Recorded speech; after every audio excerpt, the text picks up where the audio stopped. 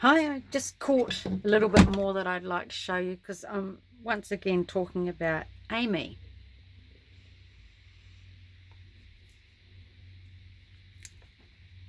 See this bird?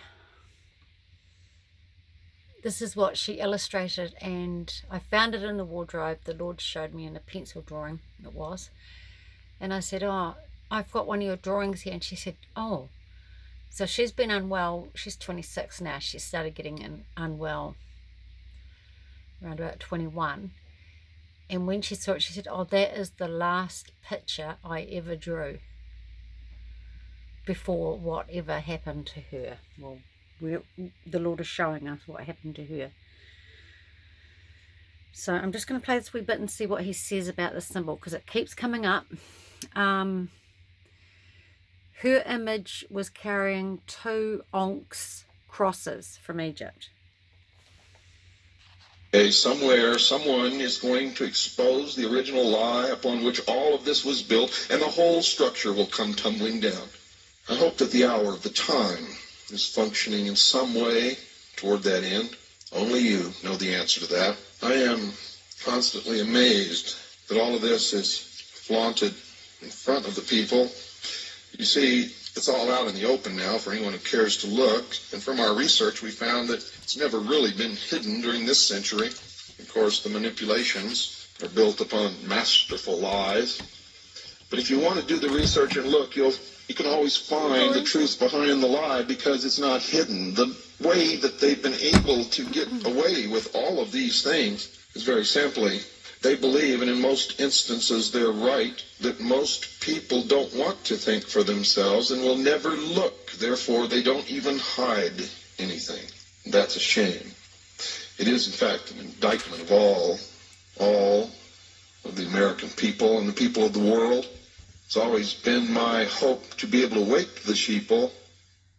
ISIS is what is being shown here. Pagan, mystery, Babylon religion is exactly what the American gods are all about. These are the gods that the Luciferian elite of America and the world worship. And of course, the same symbol is shown on this coffin, the signature of the sun god Ra, right here on the coffin. And you've got the sun symbolism right on the head. So in my opinion, this is blatantly showing us the same theme of resurrection, that the false Messiah is about to appear. And it's the same thing that Revelation 13 says, why the people of the world will follow and worship this false Messiah, because they will think that he or she is a resurrected God. That is what I believe is coming, this resurrection, or this fake resurrection of this pagan deity, which is basically Nimrod, Tammuz, Isis, all of them. They are coming to rule this world for an permitted amount of time by Abba Yahweh, because of the judgment that is coming. And then later on, we see that this the narrator says, or the person in the trailer says, the hieroglyphs said she was named Amenet, chosen to be Egypt's next queen.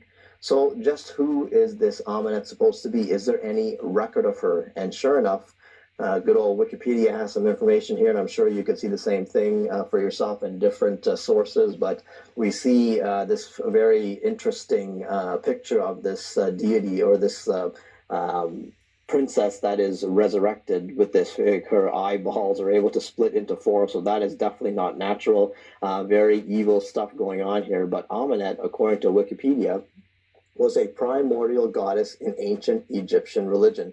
She is a member of the Ogdod, and the consort of Amun.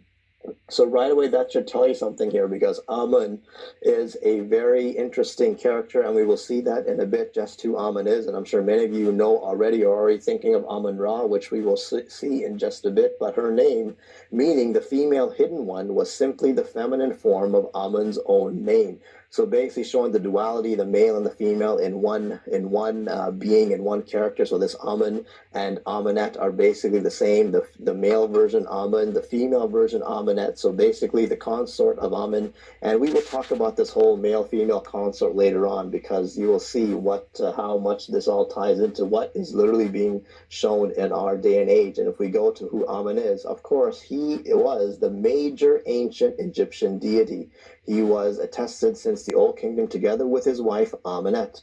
Okay, so later on we see that after the rebellion of Thebes, Amun acquired national importance, expressing his fusion with the sun god Ra as Amun-Ra or Amun-Re. So we can see that Amun or Amun-Ra or Amunet, this is all sun god worship, and many people know that Amun-Ra is basically one of the chief deities or the chief deity of ancient Egyptian mythology, and lo and behold, he just happens to be identified with Zeus in Greece. So later on, as time went on, of course, the ancient Egyptians, they ruled the world for some time. Later on, the Babylonians, their version of the sun god was Nimrod or Marduk, or I believe that was the Sumerian version. And of course, we have that as well. Marduk, who is, according to the ancient Sumerians, and the name of the patron deity of the city of Babylon. So, basically Marduk to the Babylonians, Amun-Ra to the Egyptians,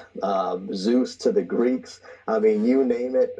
All of these ancient religions have the same character, the sun god worship. And so the fact that he is a similar character to Zeus is known by the fact that he is associated with Jupiter. So what I find fascinating is when we look at the many names of Marduk, he just so happens to have names like Baal. Here we go. We'll show Sumerian Enlil, Nimrod. Okay, so this is where it all boils down to Nimrod. This is all different versions of Nimrod. We've got, Wow. as we keep going here, we'll see Osiris. Okay, you've got Osiris, their son, I believe, of Amun-Ra. We got At the Baal top. Marduk. We've got, as we keep going, we've got good old Zeus right here, Greek Zeus. So really, I'll leave links to all of this stuff. So all these same names is really one and the same thing. It is the same character that we keep getting shown over and over again. So Amunet, in my opinion, just so happens to be the female version of Amun-Ra, of Zeus, of Marduk, of Baal, which his consort, of course, was Ashtoreth. So it's the same thing, Mystery Babylon and her consort. So really, the age of the gods is coming, the fifth age, or the age of Aquarius. This is exactly what the Luciferian elites are waiting for. It is their golden age. This is what they are waiting for. We can also agree on the need to stand up to anti-Catholic bias, to defend religious liberty, and to create a culture that celebrates life. And then he goes on to say this. And we've got to come together, not only as a nation, but as a world community. Thank you very much. God bless you, and God bless America. Thank you. Thank you. So